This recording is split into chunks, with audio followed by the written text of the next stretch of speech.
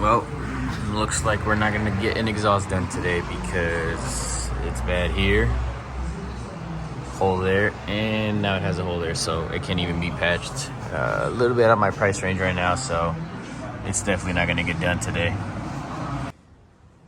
And she's home and we'll be parked for some time now, so I will see about probably just getting it up in the air and addressing the things that need to be addressed, because I don't want to keep driving it if I have to keep throwing money at it.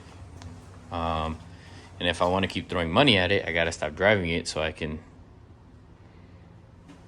address the things that need to be addressed. So as of right now, she's going to stay parked, but she's still good. She's still good to drive and all those things. So probably end up doing the brakes next, just because I don't want to keep driving with all the brake issues.